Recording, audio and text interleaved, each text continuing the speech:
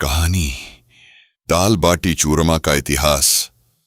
यह कहानी राजस्थान की प्राचीन भूमि पर आधारित है, जहां रेगिस्तान की रेत में इतिहास दफन है। यह एक काल्पनिक कथा के रूप में लिखी गई है, लेकिन दाल बाटी चूरमा के वास्तविक इतिहास पर आधारित है। अध्याय 1। रेगिस्तान की छाती में जन्मी एक योद्धा जनजाति बहुत पुरानी बात है। जब भारत की भूमि पर राजपूतों की वीर गाथाएं गूंजा करती थीं, राजस्थान का थार रेगिस्तान, जहां रेत के टीले आकाश को छूते थे और सूरज की किरणें तलवार की धार से ज्यादा तेज लगती, यहां की हवाएं योद्धाओं की कहानियां सुनाती थीं। इसी रेगिस्तान में गुहिलोत जनजाति रहती थी, एक घुमंतू योद्धा कबीला जो युद्ध के लिए जाना जाता। ठाल नेता थे बप्पा रावल, जिन्हें बाद में मेवाड़ साम्राज्य का संस्थापक कहा गया। बप्पा रावल एक युवा योद्धा थे, जिनकी आंखों में आग थी और दिल में राजस्थान की मिट्टी का प्यार। वे गुहिलोत कबीले के सरदार थे, जो चित्तौड़ की पहाड़ियों से लेकर थार के रेगिस्तान तक घूमते थे। उस समय अरब आक्रमणकारी भारत की सीमाओं पर हमला कर रहे थे। गुहिलोत योद्धा दिन रात लड़ते, लेकिन उनके पास एक समस्या थी, भोजन। रेगिस्तान में पानी दुर्लभ था, सब्जियां मिलना मुश्किल। योद्धाओं को ऐसा भोजन चाहिए था जो लंबे समय तक टिके, आसानी से बन जाए और ताकत दे। एक दिन बप्पा रावल अपने कबीले के साथ एक लंबी यात्रा पर निकले। सूरज की तपिश में वे घोड़ों पर सवार थे, तलवारें कमर में बंधी। कबीले की महिलाएं और बच्चे पीछे पीछे चलते, लेकिन युद्ध के समय पुरुष अकेले जाते। सरदार जी, एक योद्धा ने कहा, हमारे पास रोटी है, लेकिन यह जल्दी खराब हो जाती है। रेगिस्तान में क्या करेंगे?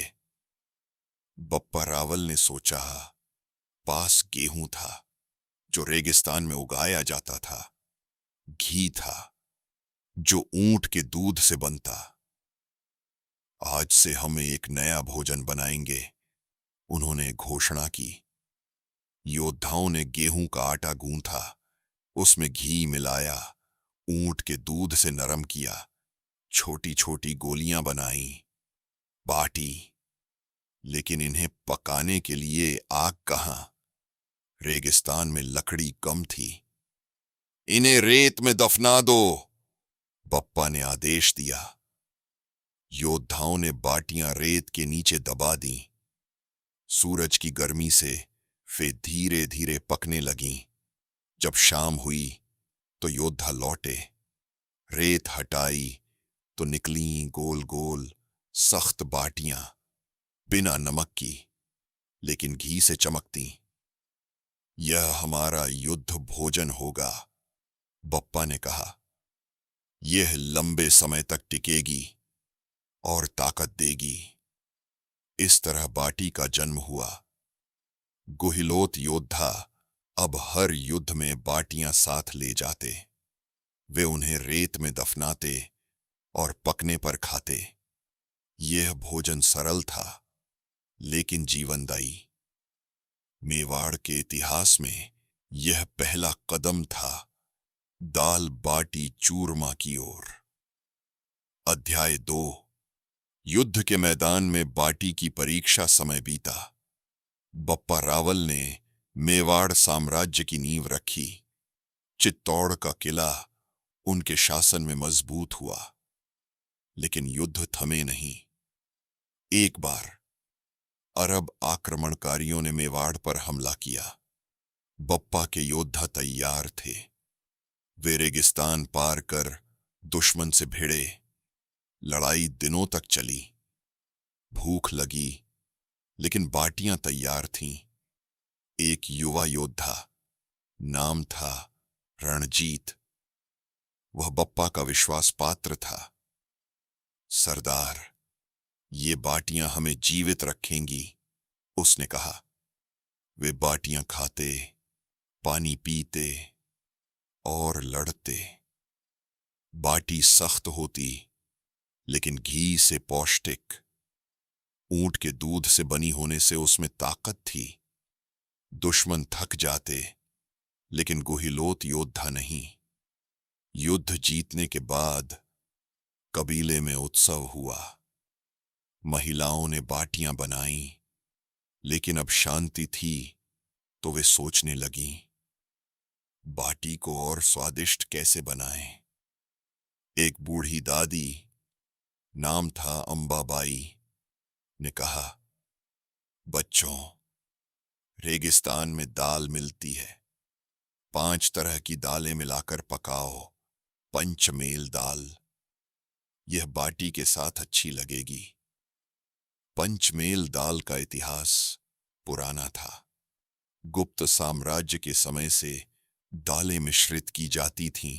राजस्थान में चना, मूंग, उड़द, तुअर और मसूर, ये 5 दालें मिलाकर पकाई जाती। घी में तड़का, जीरा, हींग, लहसुन, स्वाद ऐसा कि योद्धाओं की थकान मिट जाती। इस तरह दाल बाटी का जन्म हुआ। योद्धा अब दाल में बाटी डुबोकर खाते। लेकिन कहानी अब भी अधूरी थी।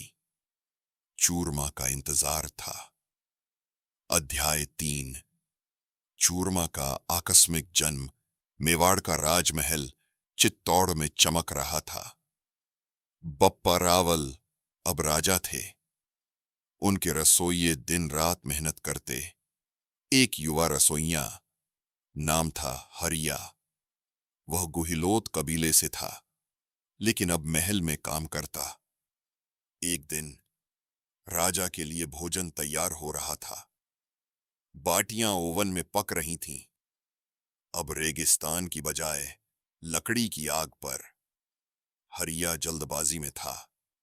राजा के मेहमान आने वाले थे। उसने बाटियां निकालीं, लेकिन वे थोड़ी सख्त लगीं।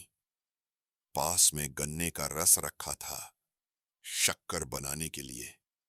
गलती से हरिया का हाथ लगा और गन्ने का रस बाटियों पर गिर गया।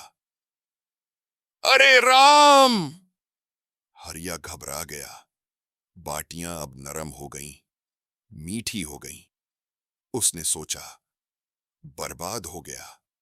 लेकिन राजा को परोसने से पहले चखा। स्वाद ऐसा कि जीभ पर लग गया। बाटियां कुटी, मीठी हो गईं। चूरमा। हरिया ने घी मिलाया, इलायची डाली। अब यह एक मिठाई बन गई। राजा बप्पा को परोसा गया। यह क्या है? उन्होंने पूछा। हरिया ने डरते डरते बताया। राजा ने चखा और मुस्कुराए। ये तो कमाल है। अब से दाल बाटी के साथ यह चूरमा भी होगा। इस तरह चूरमा का जन्म हुआ। एक दुर्घटना से गुहिलोत कबीले में यह प्रसिद्ध हो गया। चूरमा अब उत्सवों का हिस्सा बना। मकर संक्रांति पर, दिवाली पर दाल बाटी चूरमा खाया जाता। अध्याय 4। दाल बाटी चूरमा का प्रसार। समय के साथ मेवाड़ साम्राज्य बढ़ा। बप्पा रावल के वंशज राणा प्रताप जैसे वीर हुए। दाल बाटी चूरमा अब सिर्फ योद्धाओं का भोजन नहीं रहा, यह राजघरानों में पहुंचा। हरियाणा, गुजरात के हिस्सों में फैला। रेगिस्तान की महिलाएं इसे बनाती, कहानियां सुनाती। एक कहानी थी राणा प्रताप की। घोड़े पर सवार, जंगल में निर्वासित। उनके पास दाल बाटी चूरमा ही था। यह भोजन हमें ताकत देता है, वे कहते। उनके सैनिक रेत में बाटी दफनाते, दाल पकाते। चूरमा मीठा स्मरण दिलाता घर की। फिर मुगल काल आया। अकबर ने मेवाड़ पर हमला किया, लेकिन दाल बाटी चूरमा ने राजपूतों को मजबूत रखा।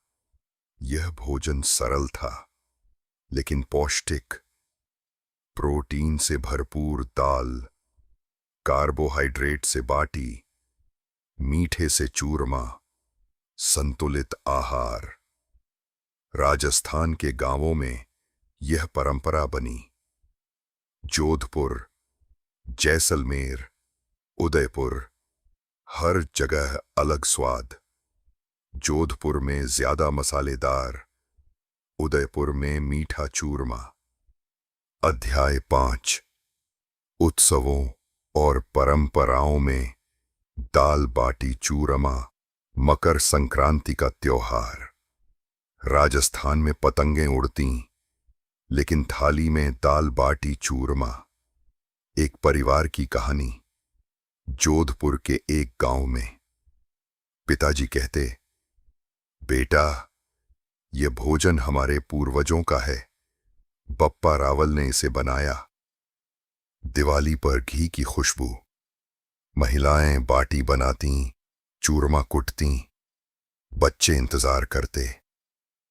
ये सिर्फ भोजन नहीं, संस्कृति था। आधुनिक समय में भी अब रेस्टोरेंट में मिलता, लेकिन घर का स्वाद अलग। पर्यटक आते, चखते और कहते, वाह, राजस्थान का दिल। अध्याय 6। दाल बाटी चूरमा की रेसिपी और विविधताएं। बाटी बनाने के लिए गेहूं का आटा, घी, ऊंट का दूध या दही। गोलियां बनाएं, ओवन में बेक करें। दाल, 5 दालें उबालें, तड़का लगाएं। चूरमा, बाटी कुटें, गुड़ या शक्कर मिलाएं, घी डालें। विविधताएं। लिट्टी चोखा से मिलती जुलती, लेकिन अलग। बिहार में लिट्टी, लेकिन राजस्थान में बाटी। अध्याय 7। आधुनिक युग में दाल बाटी चूरमा। आज का राजस्थान। जोधपुर में ब्लू सिटी, लेकिन थाली वही। यूट्यूब पर वीडियो, रेसिपी, लेकिन इतिहास भूलना नहीं। पप्पा रावल की विरासत। एक युवा लड़की, नाम मनसा, उपयोगकर्ता के नाम से प्रेरित, जोधपुर में रहती। वह यूट्यूब चैनल चलाती। आज मैं दाल बाटी चूरमा की कहानी सुनाऊंगी, वह कहती। अध्याय 8। सांस्कृतिक महत्व और विरासत। दाल बाटी चूरमा राजस्थान की पहचान। यह सादगी, ताकत, मिठास का प्रतीक। योद्धाओं से लेकर घरों तक। अध्याय 9। समापन। एक अमर कहानी। रेत के टीले अभी भी गवाह हैं।